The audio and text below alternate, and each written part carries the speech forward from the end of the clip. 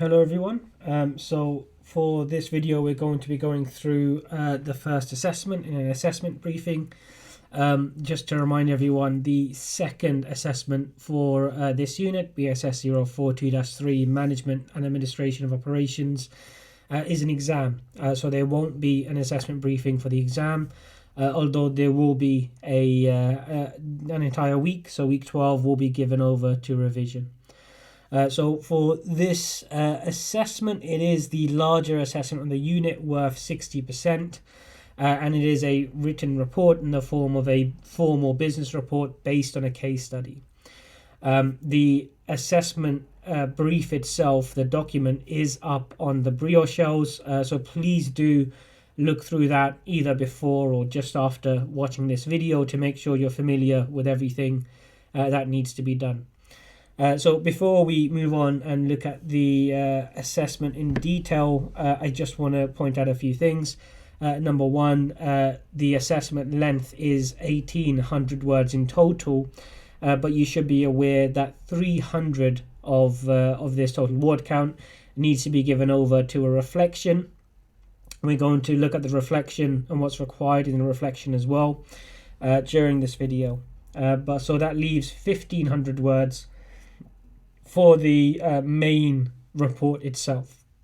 So although it says 1,800 words, we need to reserve 300 of them for the reflection in an appendix, and that leaves 1,500 words for the main body of the report. So the unit learning outcomes that we have are here on the screen here. These are the things that we need to demonstrate that you've learned in the assessment. So this assessment targets both learning outcomes 1 and 2. So we need to demonstrate an understanding of ops management, particularly the issues and factors affecting design of products and processes. But we also need to demonstrate that you're able to apply operations management concepts to plan and control operations within an organization. So both demonstrate an understanding of the concepts, but also an ability to apply those concepts to a given operation, in this case, a case study, in order to plan and control those operations. Right, so that's an overview of the top line of the assessment brief. But if you look at what we actually need to do in the assessment, so these are the things that we need to have in place. Well, we've got 2 questions in the assessment brief. So we need a response to question 1 and a response to question 2. As well as a requirement for a reflection.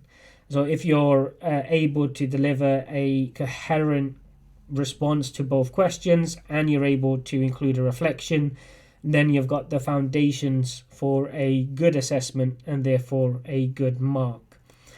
We are going to look at the first question in detail and break down what we need to do in order to have a strong response. So the wording of the question is as follows: identify and discuss the reasons behind customer dissatisfaction with Kiwanis Pancake Day, which is a case study that you'll see about 3 or 4 pages within the assessment brief itself, paying particular attention to operations management issues. So we can break this down into key words. So we have here are 2 distinct parts to question 1. So identify reasons for customer dissatisfaction, and then secondly, discuss operations management issues. These may sound similar, but they are distinctly different things that we need to achieve in order to have a appropriate response to the question. So we're not identifying that customers are dissatisfied. The case study makes it very clear from the start that customers are unhappy, particularly with the length of queues and therefore the service being offered. They don't seem particularly unhappy with the product, but they are unhappy with the service. So we need to identify why exactly this is. So service wait time is too long, particularly during peak times. There are quite a few reasons that we can identify in the case study.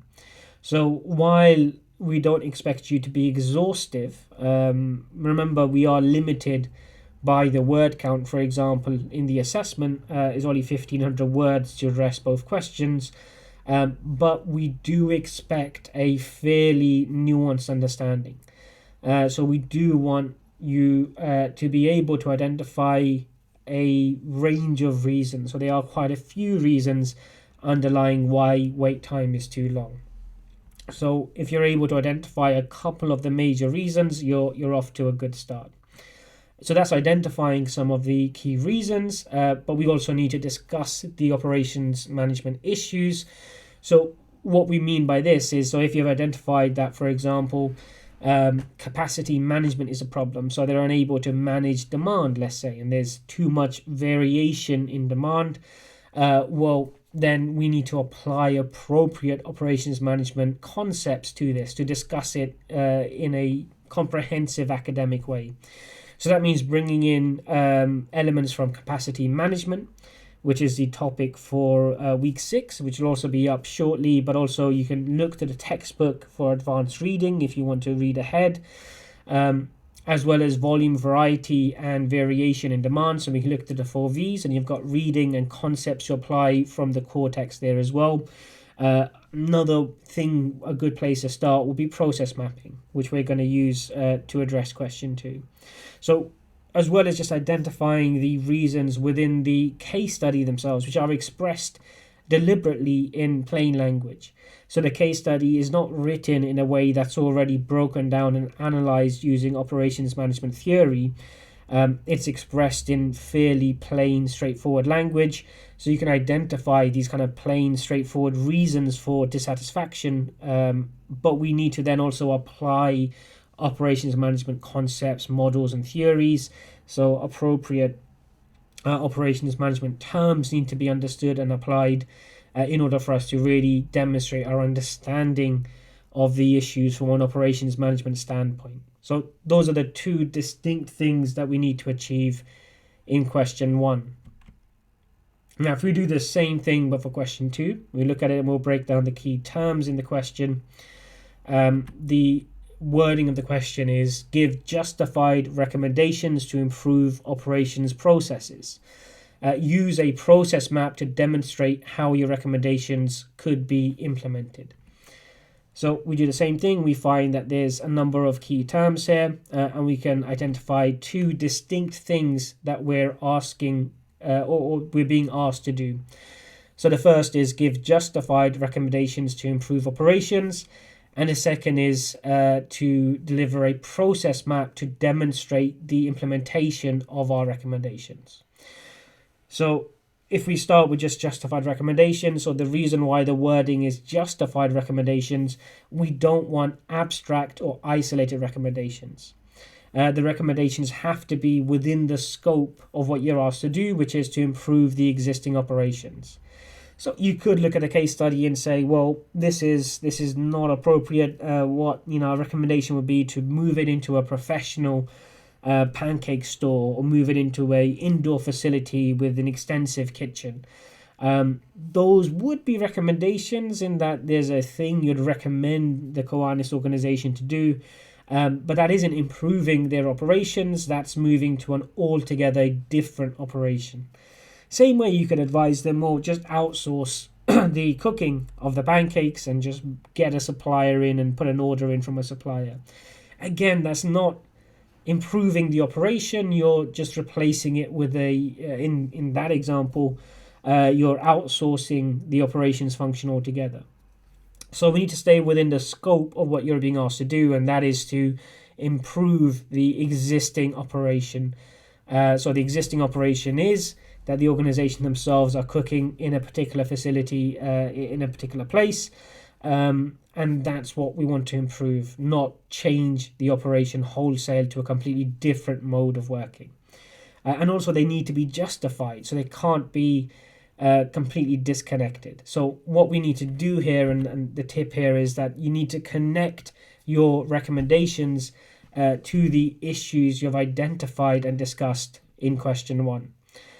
So that would connect them strongly to problems you've already identified, and then justifying them through the use of logic. So they should be logical and appropriate for the problems you've identified. You don't identify an issue with demand management and the recommendation is to do something completely different, offer different products. It has to be in line with the problems you've identified. So logic and appropriateness are needed for justified recommendations, as well as evidence in the form of either academic literature, journal articles and textbooks would be one, or from credible websites offering evidence to actually support your individual points. The second part of what we're being asked to do in question 2, develop a process map to demonstrate implementation.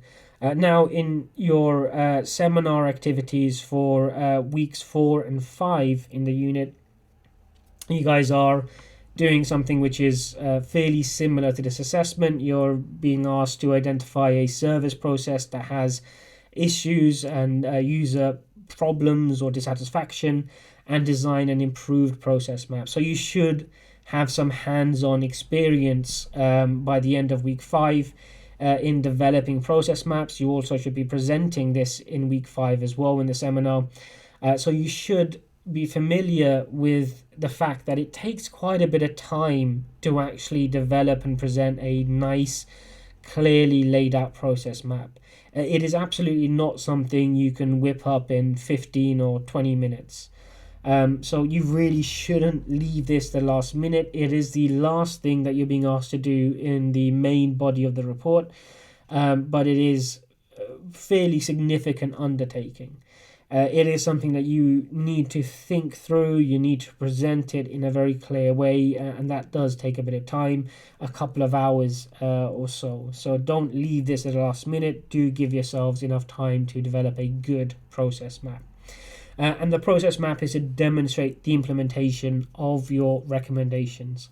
So whatever you recommend, that should be clear and obvious in your process map. Your process map is there to show the reader how your recommendations will be implemented. So because we are studying an operations unit, and operations is a practical function within the organization, we are not just interested in just written recommendations. We want to see how they would be practically implemented. So that's the significance of the process map itself. Right, so if we look at both questions together, then we have 4 distinct things that we're being asked to do. And we can really kind of summarize these into these 4 keywords, which give us a nice overview of the report as a whole. So we want to identify the operations problems. We want to discuss those with operations concepts. Then we want to recommend solutions to the problems we've just discussed, and then demonstrate how we would implement those solutions through the use of a process map. So we're identifying, discussing, recommending, and then demonstrating in that particular order. Now, that order is important, so we can actually use that to help us develop our actual structure. So we can plug it into an orthodox business report format, which we're using to give us a structure with the addition of the reflection that we mentioned at the start. So if we go through this section by section, you should have a strong understanding by the end of what kind of structure would be appropriate for this task. So if we start with the title page, nice, easy and straightforward, to be honest. The minimum things you need in a title page are really just your student number. You don't have to put your name on there. Your student number is fine. The unit code, which is BSS042-3, and the assessment number, which is assessment 1. That's all you really need in a title page. You can make it look all nice, but as long as it looks professional. So any kind of professional design for the title page is absolutely fine. The second page of your report should be the executive summary. Now, this is something which quite a few students sometimes get wrong. And to be honest, a lot of people, even in the professional world, don't necessarily write good executive summaries. So it's an important professional skill to develop. The purpose of an executive summary is to allow someone who's picked up your report to decide if they need to read the report or not. So remember, when you write a business report, it might be read 6 months later, a year later, 2 years later by different people working in different contexts. So what we need to do is provide the reader with information to decide if the report is useful for the task they're working on at that time. We can't presume to know why someone has picked up our report in the future. So this means that we have to do two things in the executive summary. The first is explain briefly the premise or the purpose of the report. So, why is this report being written? What is the purpose of the report itself? And that should be summarized in a fairly short manner. So nice, straightforward and clear. The second thing we need to do, which is often missed, is actually give an indication or an overview of our key findings or our key recommendations. What we can't do is treat the executive summary like a trailer, and this is a common problem.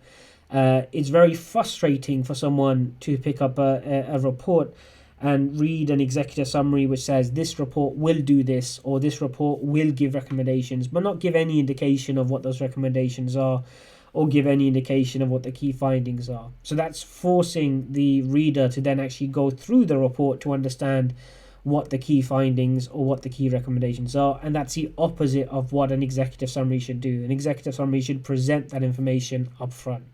So you're not expected to justify the recommendations or to give huge amounts of detail, but you do need to give an indication of what your key findings and your key recommendations are. It's very frustrating to read a trailer, and I think this is because sometimes students do start with writing the exec summary. You don't start your work by writing the executive summary. You need to summarize something which is already finished. So you finish your report and then you go and summarize it in the executive summary. So please do make sure you do that. It is an important professional skill to pick up. Right, next page will be the table of contents. Nice and straightforward. All you need to do here is just list either your key sections or your key sections plus any subsections if you've used subsections. It sounds really obvious, but it does need to be said. We sometimes get reports that have a table of contents but no page numbers. This is not particularly useful, so make sure you have page numbers and make sure your table of contents is formatted properly. It's always a good idea to learn how to use the headings and subheadings function of Microsoft Word to enable you to auto-generate a table of contents which looks very professional and looks very nice, instead of trying to create one manually, which often looks manually created and not very professional. So if you're not familiar with how to auto-generate a table of contents in Microsoft Word, please do. It won't take long. It'll only take you 15 minutes or so just to read up and practice and be able to create it. But it looks far superior and far more professional than one which is hastily just put together in text. The next page after this would be your introduction. Now, because the main body of the report, we're only looking at 1,500 words. That's a short word count. So we're not going to spend a huge number of words on the introduction. So all your introduction has to do is to expand, so give a bit more detail about the purpose of your report. So why is your report being written? What's the problem being addressed? So you explain the premise, the purpose of the report, the problem being addressed, which is the first thing. The second thing is that you need to define any key terms or key acronyms that are being used in the rest of the report. So if you're using particular key terms or you're referring to particular key concepts, you should explain them along with citations, obviously, in your introduction to enable the reader to understand the rest of the report. And thirdly, we want to give an overview of the structure of your report. So this is just a short paragraph at the end of your introduction where you say, this report, so section A will look at blah, blah, blah. Section B will look at blah, blah, blah. Then we will conclude, and there will be appendix A, which does, whatever it does. Then there'll be appendix B, which does whatever it does. So you're just giving a few sentences at the end of your introduction which gives an overview of the structure of the rest of the report. So those three things have to be done. Expand on the premise or the purpose of your report, define any key terms or key acronyms that you're using, and then lastly, give an overview of the structure of the rest of your report. You might, this is pretty important, that what we're not doing in introduction is kind of trying to cram in all of the case study information in there. And that's really not needed. You're bringing in elements from your case study as you identify and discuss problems. Your introduction is not the place to try and kind of whittle down this kind of 4-page case study into your introductory section.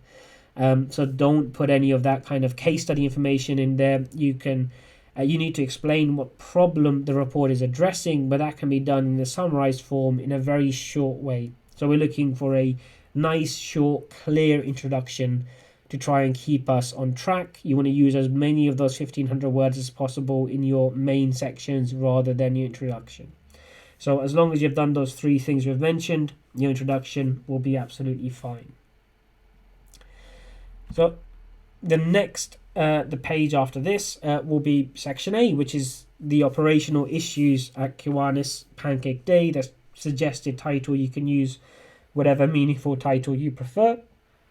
But what we're doing here is really addressing question 1. So remember, question 1 had 2 key objectives. Question 1 is asking you to identify and discuss. So we're identifying what the operational issues are, and we're discussing them with reference to operations management concepts, theories, and models. So what we want to do here is to achieve that within section A. Now, you may choose to break this down into subsections. That's absolutely fine. Or you may choose to just keep it as one big section, as long as you make the progression of your logic and argument very clear and apparent. Neither is necessarily problematic. But we're looking to address question 1 in its entirety in section A.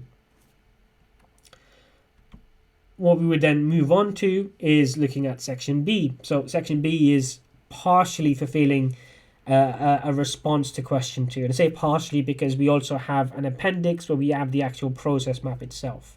But in the main body, we would have the justified recommendations. So this is where you lay out and justify your recommendations in prose form, in text.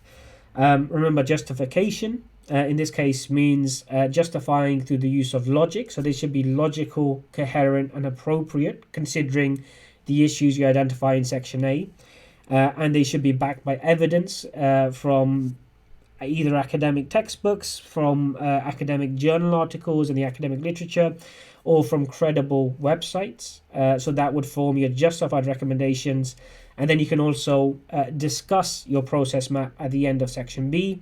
But your process map itself should be laid out in a separate appendix. And there are a few reasons for this, and we'll discuss those when we come to Appendix B. But you want the majority of question 2's response to be in section B. You want the justified recommendations, and you want a brief discussion about the process map in section B. So once you've done that, we move on to the conclusion. So there should be nothing new in the conclusion. You've already identified and discussed the operational issues, and you've laid out your justified recommendations. So what we're just doing is presenting a nice summary or overview of the key points of your argument in the form of a conclusion. There should be no new arguments, there should be no new points, there definitely should not be any new recommendations. So you would just have a summary of the key points of your report in the conclusion section itself. Once you have done that, next page will be your reference list. And this is pretty straightforward, exactly what it sounds like, just a few things. You guys are now all studying level 6 on the either business management or business management law or HRM course. But just regardless of what course you're doing, you are on level 6. This is a level 6 unit. So it's really not acceptable just to bung in a bunch of websites or web addresses in your reference list.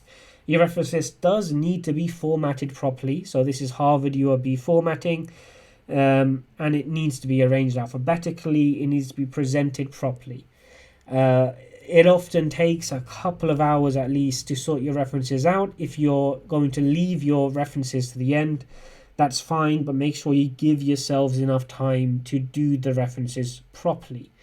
It really is not a good look at level 6 just to be sticking a bunch of dodgily formatted or unformatted web addresses into your reference list. It is part of making sure your report is professional and looks professional as well. So after the reference list, we have the first appendix, or Appendix A. Now this is specified very clearly in your assessment brief, that your reflection should be an appendix to your report. So it should be placed after the end of your report, which is after the reference list. So this is a 300-word reflection that you guys have to write based on the seminar activity and presentation which you're doing in weeks 4 and 5 of the unit. So a couple of things that we have to note: really do need to be engaged in the unit and actually take part in the seminar activities. If you have some reason why you haven't taken part in the seminar activities, then you can email me and we can have a discussion.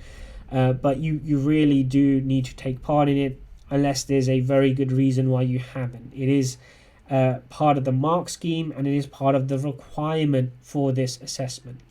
So what we're not doing is just writing a description of what you've done for the seminar activity and presentation. That's not a reflection. A reflection requires you to consider something and to draw some kind of insight from it. So you're adding something to a description of what you've done. You're developing some kind of insight or understanding from thinking about something you've done. So we have a couple of questions that can really assist with this. So if you consider the seminar activity and presentation for weeks 4 and 5, and ask yourselves what was challenging about those weeks' activities and what was simple and straightforward. So a good question to always ask whenever you reflect on learning anything. How was it like to learn this? Was it directly useful? Was it challenging to master, or was it something that you already had experience with, or was it something that you found relatively straightforward to get to grips with? So the learning process itself can be reflected upon, and then we can ask some broader questions as well.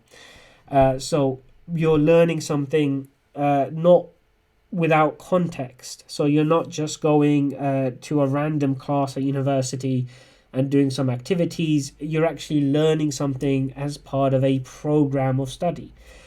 So if you're doing the business management course, how did this fit in with your existing understanding of business management? How did this fit in with other knowledge that you've gained and other skills that you've gained in other business functions as part of other units? You can ask the same question if you're doing HR, same question if you're doing business management with law. So we're doing these activities as part of a program of study.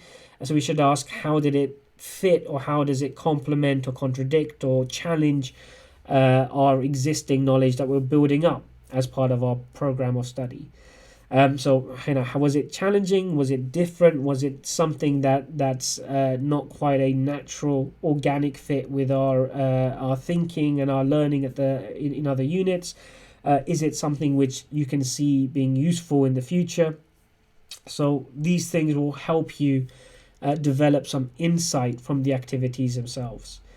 Being honest in the reflection is good, but also what's probably most important is actually trying to gain some real insight. So, whoever's marking your work, it's going to be me and plus a variety of other people who are going to be moderating or helping me mark. So we know what you're going to have done for weeks 4 and 5. We know what the seminar activity and the presentation entail. So we don't want just a description of the seminar activity presentation. We do want you to develop some insight into those for yourselves personally, and then put those down in a reflection. So you're going to have to take some time out to actually reflect and then write the reflection itself. and that is 300 words for the reflection specifically. And then at the very end, your second appendix is the actual process map, which expresses your recommendations or demonstrates how your recommendations should be implemented. As I said before, a process map is quite a complex thing to do. Remember that there's a video in the week 4 folder, which is a walkthrough of the creation of a process map. So we take a LRC library laptop loan, a service process, and we step by step build up a process map of that. So please do go and watch that video when it comes to developing a process map, but presenting it in a way which is clear and useful is not always easily done in the main body. So really do strongly advise you to present the process map as a separate appendix. So it can take up the entire page. You can flip the page to landscape mode if you prefer, or you could even have it stretch out across 2 pages depending on how complex your process map is. But if you include it as a separate appendix, you're able to present it in a way which is clear and professional, but also logical. Process maps, when they're squashed in or not presented properly, can be very difficult to follow. So we want to give it the space it really needs in order to demonstrate your improved process, or demonstrate how your recommendations would be implemented in an improved process. Remember that you do have to, within section B at the end, mention that your process map is in appendix B, and to give a short discussion of the key features of that process map. So you do need to mention and have a brief discussion, but most of the stuff in the process map you should have thoroughly justified as part of your justified recommendations anyway. So we mentioned the word count. So there's only a handful of sections which are actually part of the word count. So we're excluding the title page, the executive summary, the table of contents, reference list. These are all excluded. By the way, there is a convention for the exec summary that it should be either 2 short paragraphs or half a page maximum. So even though your executive summary is not part of the word count, it is just a summary. So in order for it to be useful, it should be relatively short. So we're looking at either 2 short paragraphs or half a page maximum. But it does not count towards the formal word count itself. So the only things which count towards your report word count are from your introduction to your conclusion. So everything from there, so introduction, section A, section B with any subsections plus your conclusion, need to come up to 1,500 words plus or minus 10% as usual. And then your reflection placed in appendix A should be a distinct 300 words, again plus or minus 10% as usual. Your reference list and appendix B do not form part of the word count themselves. Those are separate. So is introduction through to your conclusion plus appendix A, which should in total come up to 1,800 words plus or minus 10%. Right, so that gives us an understanding of the kind of structure we should be using for our report.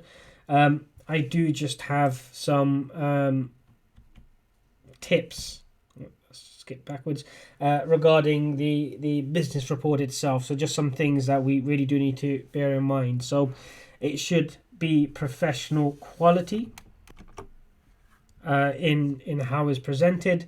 So please do make sure you proofread and check that the formatting, particularly the text formatting, is consistent. It's never, again, at level 6, you guys shouldn't be submitting something which is littered with lots of small typographic errors. Neither should you be submitting any work which is variable formatting. So quite clearly cut and stitched together without making sure it's evenly formatted before presentation. As well as that, we do have the importance of the importance of making sure that everything is clearly labeled and laid out. So if you look at a common professional business report, which is an example of which is our annual reports, presented by publicly held and traded companies, you'll see that annual reports are very clearly labeled and laid out. So something which is often ignored, but is part of the business report format itself. Everything has to be presented on a distinct page. So even if your section is 3 or 4 lines, it should be on its own page with the next section starting on the new page. The reason for this is that a business report is designed so that you can dip in and retrieve information easily. It's not an essay. So an essay is designed to be read start to finish, where it constructs and follows a particular chain of thought. Business report is there to contain and present information, and we need to be able to retrieve particular information quickly. So every section, no matter how short, should be on its own page. Table of content should be on its own page. Introduction and conclusion should be on their own pages, as well as all of your appendices and your reference list. Make sure you include page numbers and a table of contents, as we mentioned before as well. Apart from your process map, which we're including as a separate appendix because it's really a key important map that needs to be clearly presented, any other tables, charts, or diagrams you want to use should be labeled and integrated in the main body of the report. So we're not having 20, 30 appendices, with containing a small table or graph or chart. So everything apart from your process map should be labeled and integrated into your main body, i.e. your introduction through to your conclusion. Make sure your language is professional. I have a problem with both extremes here. Now, if you're using casual language, that means your meaning can be interpreted in multiple ways, and we really want to avoid that. So don't say things like, Kiwanis Pancake Day is an absolute mess, it's a dumpster fire and we need to improve it. That's not helpful, it's not professional, and again, we want to avoid that. But also, we really don't want to see overcomplicated buzzwords that don't really have a huge amount of meaning. I'm really not a fan of buzzwords. If you have a bunch of complex terms, it doesn't make you sound professional. It just doesn't make much sense, and you don't have any bonus points for using a string of complex long terms. We want clean, precise expression when we write. The highest form of academic writing really is the ability to convey your meaning in the simplest terms possible, but without losing any detail. So if we use casual language, we are losing detail, we're losing precision. Casual language can be interpreted in multiple ways, and we want to make sure we have clear meaning being conveyed, but we want to convey it in the cleanest, simplest way possible. So we don't want to use buzzwords and use a whole bunch of complex terms unless they're necessary to convey the meaning that we're trying to convey. So try and keep it nice, clean, and precise when you write, and avoid casual language, and avoid using unnecessary complex terms or buzzwords as well. You want to use a term because it's appropriate and necessary to convey your meaning, rather than to try and show that you're using lots of big terms. Right, once we've done that, we've just got 2 more things to do. Have a talk about the citations that you guys can use, and then lastly, we're just going to have a brief look at the mark scheme sections. So with the citations, the last part of the task in the assessment brief asks you to support your recommendations with evidence and academic concepts, models, and theories with references. So there is a requirement for citations here. Please don't worry about the number of citations. This is a question that students almost always ask, and the answer is always very disappointing in that we're not counting the number of citations that you use, the number of references that you use, and then giving you marks for using over 10 or over 20 or over 30. You can have such thing as too few references, because that means that your argument isn't sufficiently supported with evidence. But how many references that is depends on how complex your argument is, and how much evidence is required to support your points. So don't count them. Instead, make sure that you've sufficiently supported all of the major points that you're making within your main body. We have also seen something over the last couple of years. Now, I have to be clear, I haven't marked anybody's work who's submitting this assignment this year. I've not been part of any of your past units, so I'm not referring to anybody who's watching this video, any of your past work. But on other courses and other units, I have noticed an increase over the last couple of years of people just throwing in random citations, which are not appropriate, don't make any sense. They've just been thrown in there, so if you glance over their work, it looks like it's strongly supported with evidence and it's got loads of citations. But if you take a look at the actual citations, they have no relevance at all to where they're being cited and how they're being used. They're just clearly just been thrown in. That's really not a good thing to do. Firstly, I actually read the work that I mark, so that's going to annoy me because it's presuming that I'm not bothering to read the work, which is wrong. So that's going to put me in a bad mood, which is never good for someone who's marking your work. And secondly, it also veers dangerously close to academic misconduct. It veers close to an attempt to deceive the reader. You're trying to deceive the reader into thinking that your work's really strongly supported with evidence, when in fact it's not. And we want to steer very, very clear of anything like academic misconduct or trying to deceive the reader. Right, so apologies if that was completely unnecessary, and I hope it's unnecessary for everyone, but it's worth mentioning because again it seems to be an increase in students trying to just put as many irrelevant citations in their work as possible. So there's three major areas that we can cite from, with particularly for this assessment here.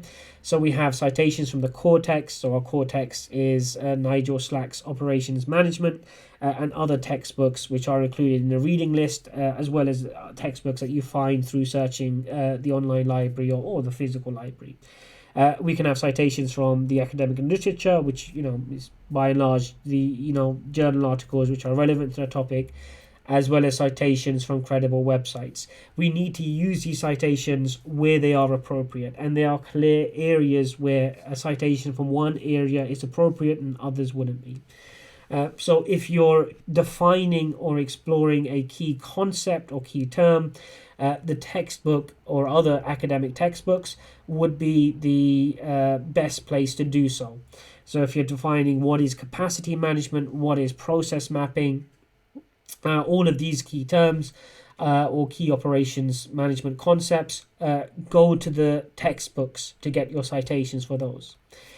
When you're citing evidence supporting a recommendation or an understanding, then you should be citing from relevant journal articles. So the academic literature journals contain lots and lots of research. So if you search through Discover, for example, you'll find research being done. So if you find, if you're discussing demand management, and you go and find a journal article which says demand management for these kinds of operations can be improved by A, B, and C, and you want to use A, B, and C for your recommendations, you should be citing that journal article as very strong evidence for your recommendation that you're choosing to make.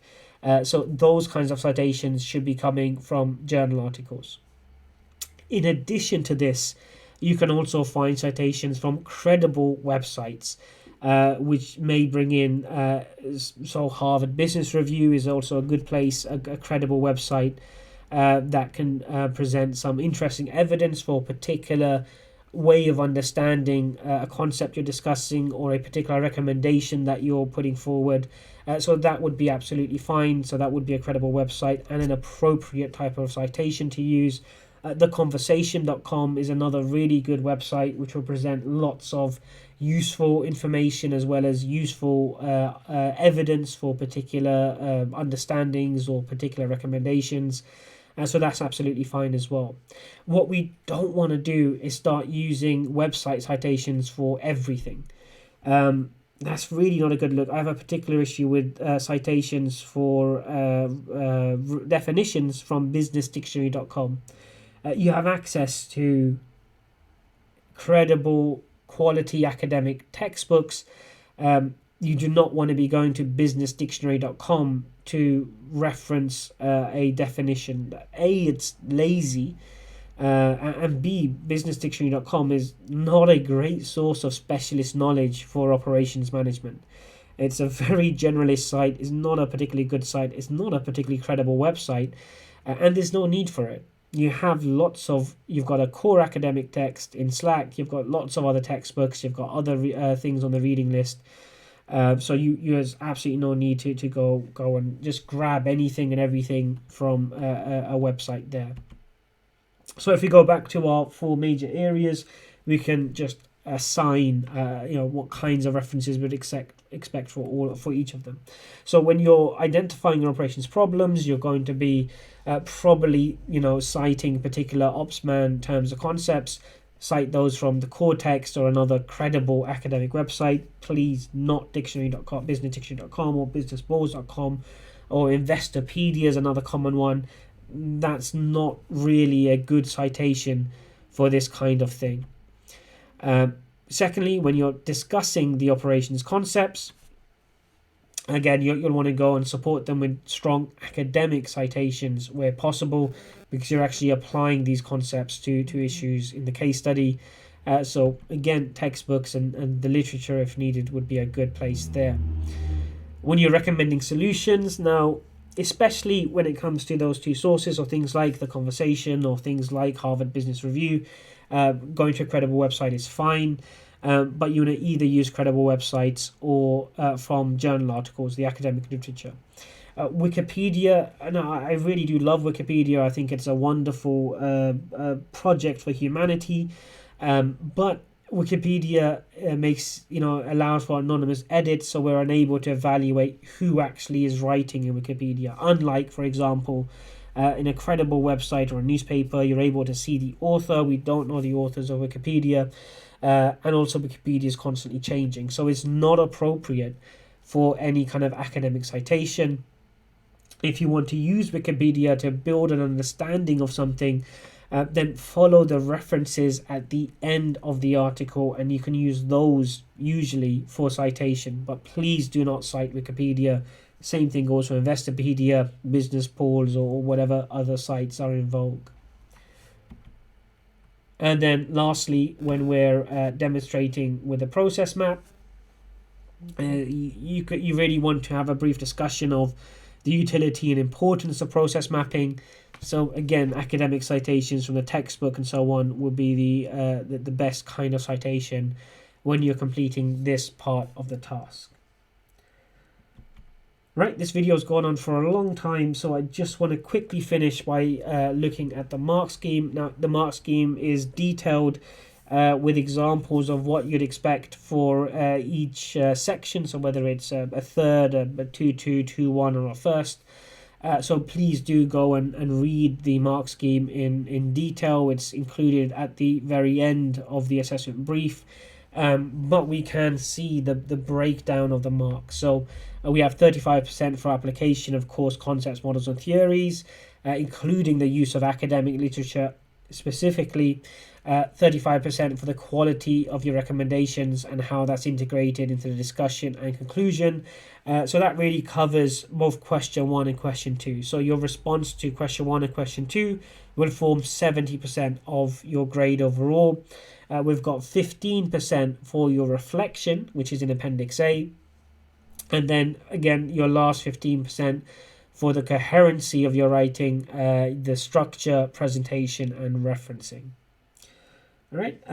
If you have further questions, then if you're on a Brio Ultra show, you can actually start a discussion from Brio Ultra on this video or the assessment brief, or if you're unable to do that, feel free to raise it in the seminars with your tutor, or failing that, just email me directly.